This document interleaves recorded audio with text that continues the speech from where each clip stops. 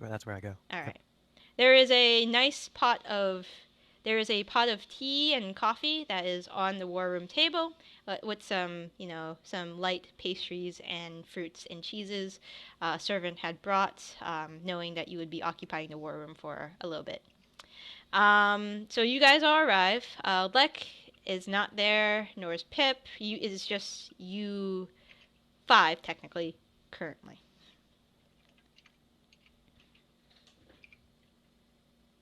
So yeah,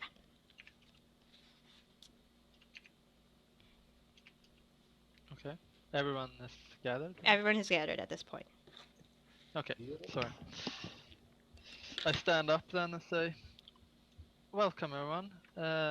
I have spoken to the treasure hunting guild about this vampire business, and they say that they can do it for 35% commission, and they're also asking for first pick of medical loot, medical items, but they also say that this can be discussed more closely.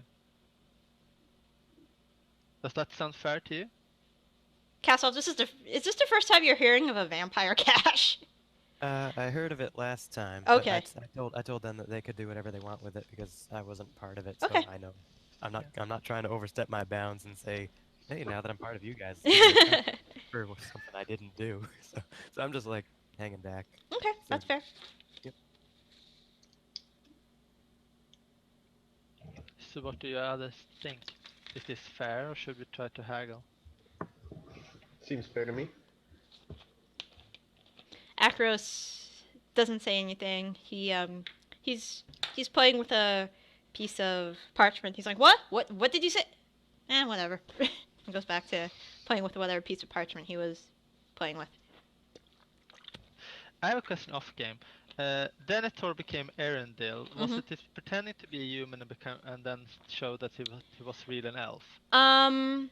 It was a bit confusion because you said like one line that I spoke bad Elvish for some reason. Right. Earendil, you can let them know. Alex, you can let them know about that if you want. Do you want the like game reason or the personal reason?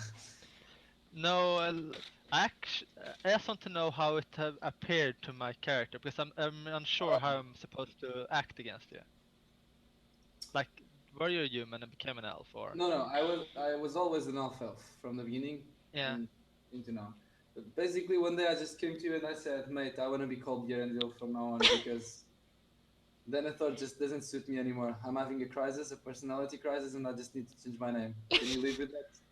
And I was very honest, and I was like almost crying. I was drunk as fuck, and I was like, "Man, seriously, help me out, man." Yeah, then it's a fine. Then I won't make a big deal of it. Then I will just accept it. Good. Well, Erendil, what do you think? Well, whatever you say, man. I just want to get to the point, get to the treasure. However we do it, it's up to you. Yeah, alright. Then I will go to him and say that we accept. And they wanted all of us to sign. Yeah, So, he would like all of you to be there because Ramas, you know this. Contracts in the Treasure Hunters Guild are magical in nature. Once it's written up, you guys would sign in like a magical ink binding you to the contract. He would sign as well, binding himself to the contract. So if the contract was broken in some way, you guys would know about it. Or if you took all the money, for example, somehow he would know about it. If there was a breach in contract, both parties would know. This is just for more or less legal reasons. Very early when the guild started, Ramus, that lots of people tried to weasel their way out of contracts, and they had to use this precautionary measure just in case somebody did not uphold their part of the bargain. Um, Usually, it would be people like, I don't know, dishonest former thieves guilds members of other thieves guilds or whatnot. But you know that the contract, for that reason, is magical in nature and needs to be signed by all parties involved. Right.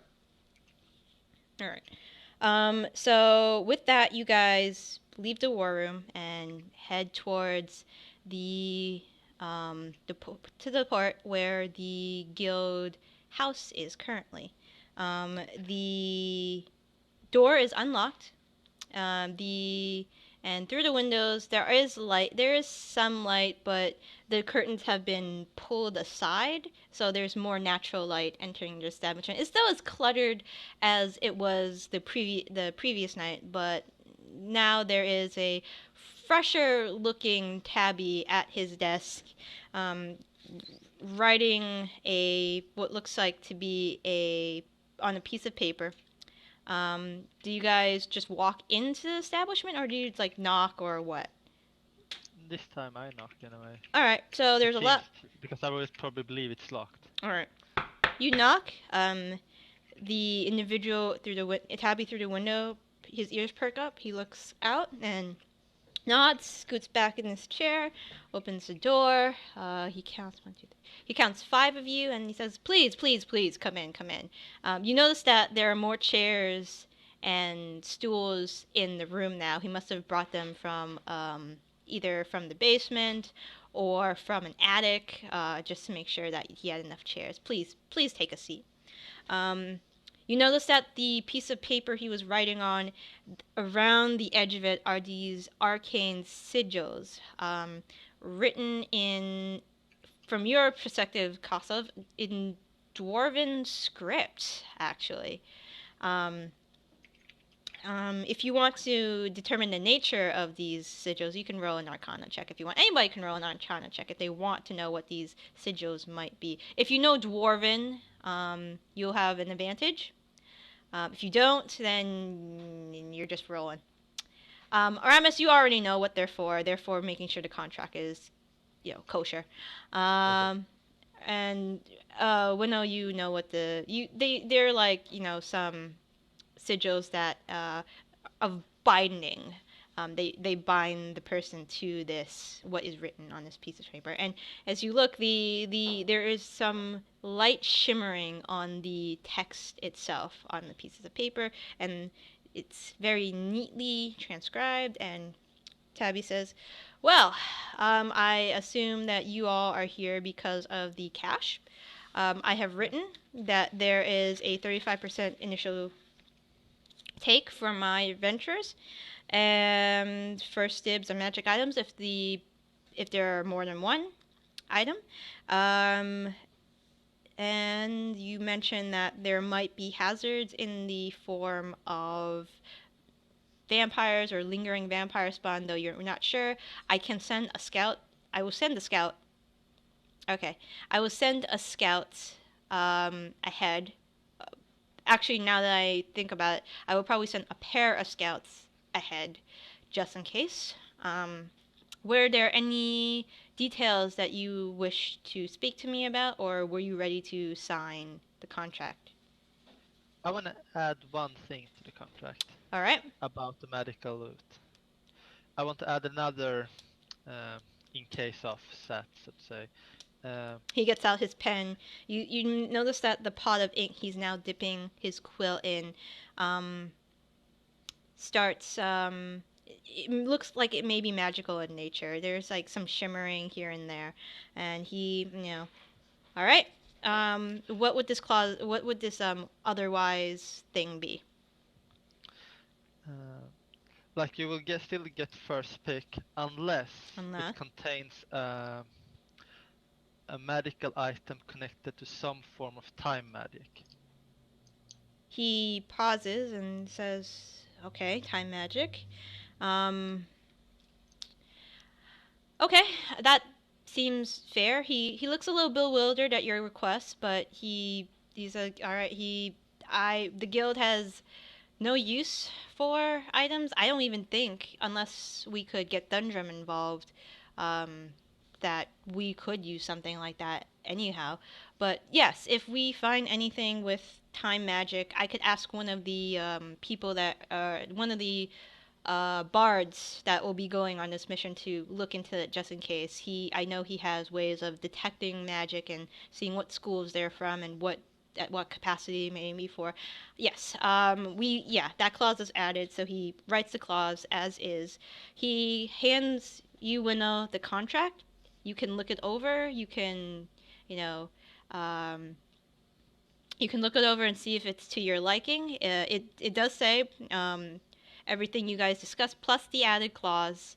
And he says, the official that I have alerted from the town hall should be here quite shortly if you to get his stamp of approval as well. We like to officiate our documents with the city or country we are currently in just to make sure that further legal reasons, if you wish to pursue us legally, if we wish to pursue you legally, comes into question. But yeah, he gives you the contract to look over. You can scrutinize it as much as you want. And everything's pretty much you think as is. There's no fancy wording. It's just pretty much straight to the point. Yeah, I signed them. All right. He passes the quill and the parchment to each of you.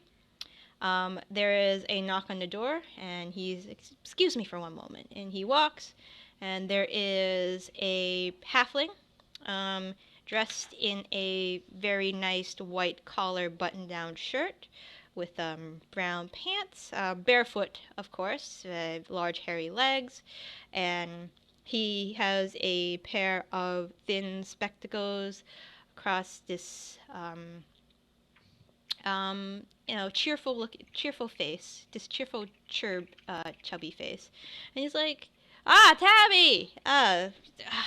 Norton, please come in." And you see that Norton has a small pile of books, a couple stamps, and he sits on stuff. Tabby brings out what's pretty much a high chair, and the halfling, sits on it. Tabby gives a nod as the piece of paper is passed to each and every one of you. Is there anybody that's not signing? I read it, but I think I sign it. Okay. Awesome. All right. Earendil, do you sign? You could type yes or no in chat if you could still hear me.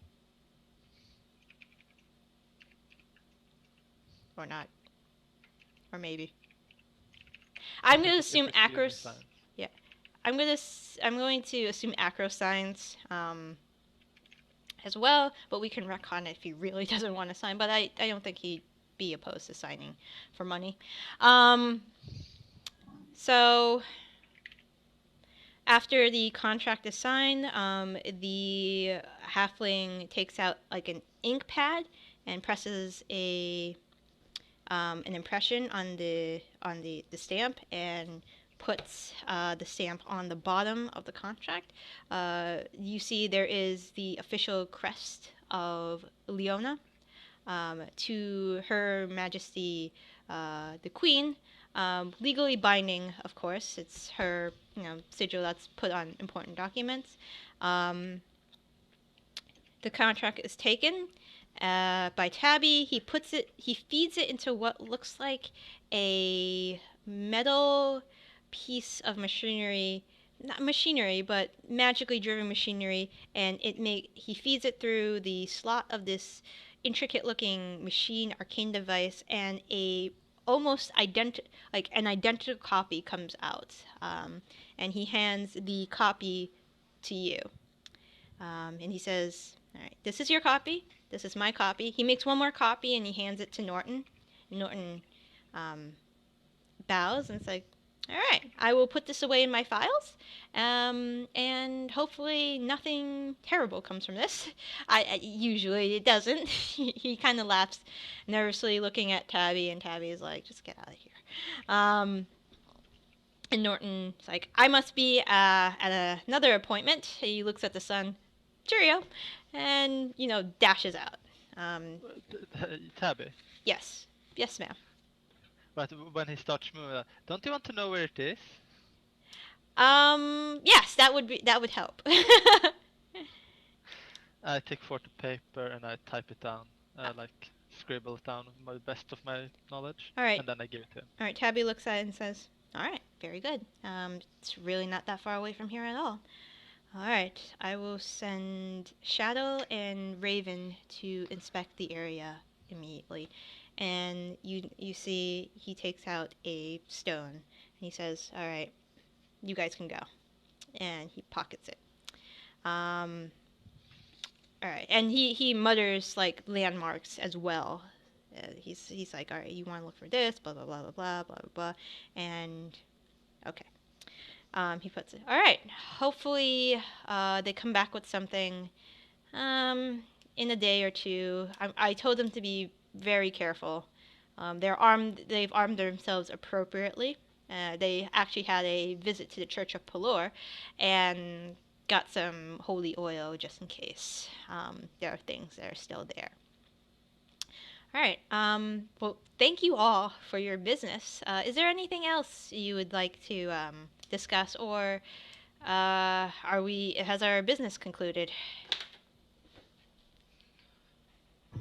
I still have to sign the dragon contract with him, don't I? He did write up a contract, but he wasn't sure where that was going with the group.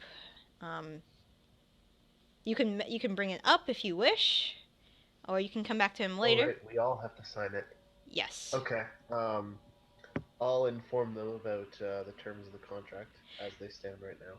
Okay. Ramas starts talking about the red dragon cache, um, and Tabby looks a little low. Okay, we can talk about this right now if you wish. The terms of the contract I have agreed with Ramus. If you need to change anything, is though the red dragons are dead, and though we're not sure if anything has moved in this quickly, and there might be threats of kobolds still, I ask for a. Okay. So we had agreed on, given the nature of this is actually a red dragon's lair, I had asked for. Ramus, was it 20% that would be given to the guild, or was it only 20% that would be given to you guys? 20% to us, but every one of us gets first pick on 3 magic items. Okay. If there are many, there are probably going to be many magic items. Three picks to each of you for the magic items, as well as 20% of the treasure. To the lot of you. The reason I have reasoning to give more of the treasure to us in this case. The guild has dealt with dragon lairs before. Our leader has done this and has mentioned this, and usually lots of dragons leave traps. Lots of dragon hordes may be sought after by other entities once they know the dragons are dead. I do not know what's in there. Your friend Ramus had mentioned a roper, as well as lingering kobolds, pit traps, and also the cache was never fully investigated. So we do not know how much is in there. We do not know what lies for us there. He mentioned that there were 2 tunnel entrances. He tried to give me the location of, like, the layout of the lair as best as possible.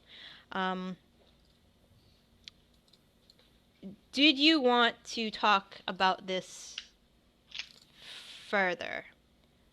Is 20%, do you feel too little to the party? We are giving you 3 magic items per if this is actually a real dragon cache. Anyone? I just say, why don't we just take the head of a dragon and we fly there? The kobolds will scatter and we can get all the loot. I don't really see why the need is for this treasure hunting guild for this particular quest. That's perfectly fine with me. It's just up to you whether you guys want to hire us or not. If you say no, then I will, this contract I will destroy, and, you guys can go look for that cash yourselves. Or go get that cash yourselves. Well, my personal opinion is that we should just leave it, but what do the rest of you might want to do something? Ramas want to sign this contract? What does you, Earendil, or Kavos was also in this to kill the dragon, so he should also get a piece of the. Fair enough. Akros is says pretty much whatever you guys decide, I'll go along with it. Whatever majority decides, he says. I say I'm a man of tracking and nature, not a man of contracts and money. So, if you say it's a good contract, I say it's a good contract. I'd sign it. I say that the treasure, the guild seems pretty trustworthy. So yeah, let's go with the Oh, you contract. have no idea. I whispered to do I know? Earendil in Elvish. What? I whisper to Earendil in Elvish and say, "This will, if they get this much of the dragon loot, dragon cash, it might actually change the power balance for the future as well. Dragon treasures are not just one thing that can change a lot." Dragon hordes are Earendil, you probably have some knowledge of dragons being a ranger. Being near the desert, you probably know more about blue dragons than red. But dragon hordes, even from a young dragon, are huge. They are widely sought after and widely prized. Hwinnil's words aren't exactly off the mark. She does have a good point. But you guys haven't seen the horde. All you know is Shelly's horde might be combined with the Red Dragon horde, and what you saw of Shelly's horde was a lot. Like, in and of itself, his horde was pretty big. Bigger than whatever takes you probably have seen before. Just to let you know. You're not sure of, again, all dragons are different. You're not sure what would be in a red dragon horde as opposed to the brass dragons. Brass dragons look like they were more magical items, if anything. Not so much on money. That being said, I reply and I say, we can't help but to resume our journey and try to get the best out of it, because we are going to change the future no matter what. So it doesn't really matter if we. Kasov, you don't speak Elvish, do you? I think I do actually. I have lots of I definitely do. That's why I whispered, but But Earendil I'm might have- whispering. Yeah, you're as well. whispering. You guys are whispering to each other, so you guys could. I'm whispering as well. All right, so you guys are It's an just. perception, I guess. All right. I'm like. I didn't walk away, so it's still there. I'm just trying to be quiet. Yeah, you're just. And I say, girl, I be trusting of you. I trust your imagining skills, girl. Come on.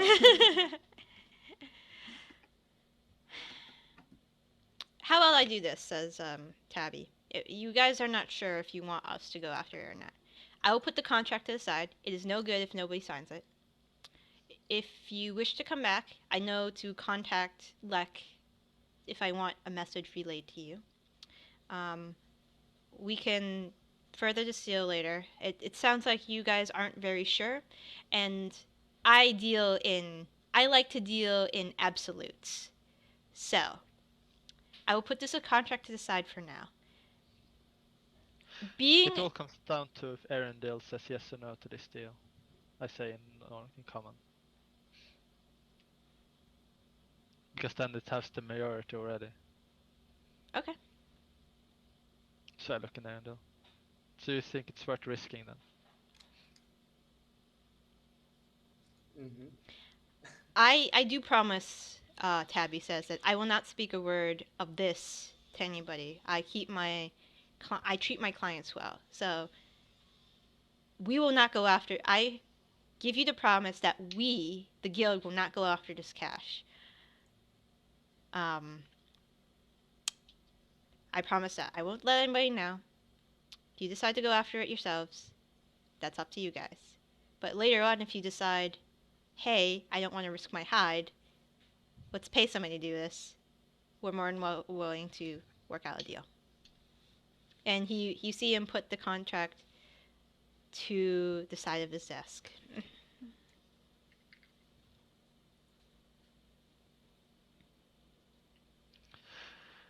Well, Earendil said that he thinks it's a good idea, so then it's 3. Acros hasn't said anything, but I guess he wants money as well. So I think it's a deal. All right, sounds fair. I will get Norton back into the office later, but for now, all of us could sign this contract. I will, however, mention that this cache might take a little longer than the vampire one you mentioned. It might actually. We are very cautious when it comes to layers of extraordinary creatures. We want to make sure that our own do not get harmed. So we'll probably send a small scouting party ahead of time to map out the full layer to make sure that there's nothing to be scared of or that will eat us. And I will. Is it okay to pass the message along to Lek in this job to let you guys know that what we find eventually? There might be a very, very, very small chance that bad things may happen, but who knows? Yeah, if Luck can probably get in contact with us.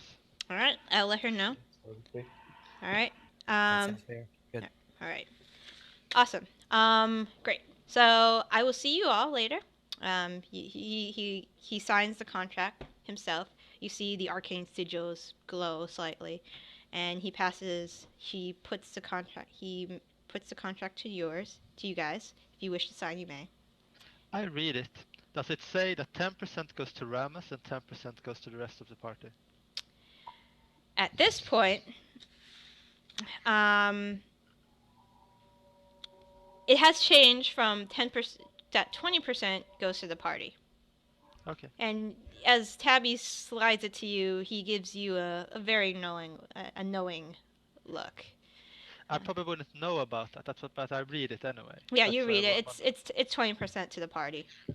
Yeah, I would. I sign it. All right. She hands it to you, Ramus. He gives you a hard stare. He looks to Hwinnil and then looks to you. And he just gives a very slight nod. I'll nod back. Okay. If you all sign it, he will he will say, I will deliver. One sec. And you see him dart out. 5 minutes later, Norton comes back in. Wait. Yes. Before he leaves, I want to do something. Okay, what do you want to do? I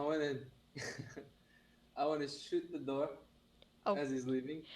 Okay. And I want to say, after shooting the door, I want to say, if you double cross us on the scouting party, it won't be the door I'm eating next. All right, I want you to roll and see that you don't roll a 1. God. Oh, shoot him in the back of the head, like boom. Okay. He's dead now! Contract is breached! So you want me to roll a d20? Just roll an attack roll. And if you roll 1, then really bad things will happen. Oh my god. Oh no, sorry, it's the... Okay, good. That's that one. That's all I was worried about. So you immediately see Earendil just notch an arrow and just, fling it to the door. Which attack am I giving? Because there's one of those that's a 1. The first one. I'm clicking stuff. Shoot him again. You shoot him twice. So I hit the door, right? You hit the door. And I say, if you double cross us on the scouting party, your head will be next. Make an intimidation roll. Okay. Yes. So his intimidation is untrained, so it's just d20 plus 2. Okay. He looks at you. He doesn't say anything. He just gives a slight nod and starts chasing after Norton. He looks like he believes you. Great. Norton comes back in. Yeah, gives his stamps. 2 more copies of the contract are made, and he hands the copy to Hwinnil, and he hands the other copy to Norton for him to go file away.